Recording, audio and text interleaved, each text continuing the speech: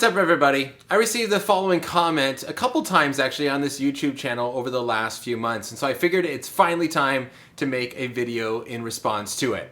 And it was actually coming from atheists where they said something to the effect of, even if God existed, why would I care what he says about how I should live my life, right? What he says I need to live like this, that's irrelevant to what I'm actually going to do. Why should I care about God's plan for my life? Well, I think there is a reason why we should care, and it kind of starts off very practical. And I want you to think about maybe a good gift or a birthday present or something you've received lately, maybe a new iPhone. Now, there are two questions that we can ask when you receive a new gift. How can this be used, and then how should this be used? Right, if you use an iPhone, for example, there's a lot of ways an iPhone can be used that would not be great. You could use it to skip rocks, or you could use it as a hammer. It could be used like that, but you will destroy the phone. Instead, what we ask is, how should I use this thing?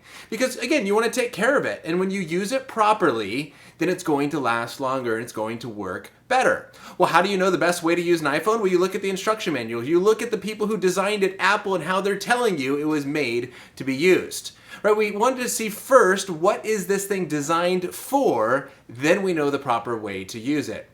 And I think the same is true when it comes to us and our relationship to God. If God exists and he is our creator, then we have to ask the question, what were we created for? What are we designed for? And there's lots of ways in which we could say, I could do this or I could do that. The better question is, what should I do?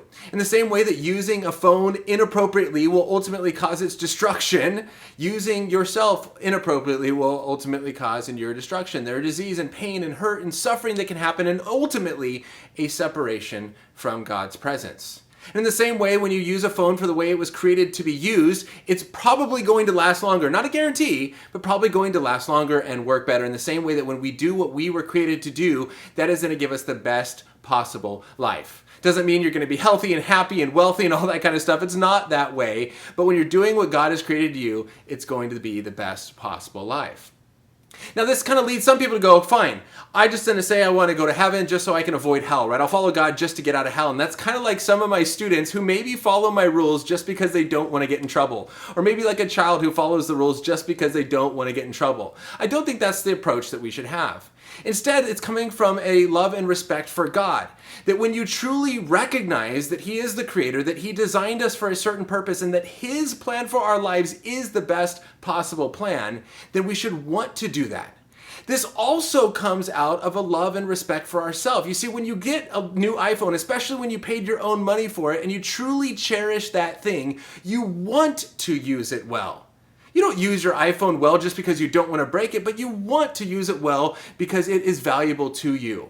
And so I think that when we see ourselves as image bearers of God, as valuable creations of his, that when we recognize that he has given us this creation to steward well, steward my money, steward my life, all the things around me and his creation, and that truly by following his plan, that is the best possible thing I can do, leading to my future resurrection and being in the presence of him forever.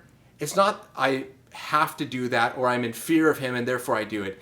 I truly want to do it. So hopefully the same is true for you, that you don't have a fear of God and that you follow him just because you don't want to get in trouble or you don't want discipline, but that you truly respect yourself and you have a love for God where you genuinely recognize that his plan is best, and that by following the way that he has called you to live, living the way you've been designed and created to live, to honor and glorify him, that is going to give you the best possible life.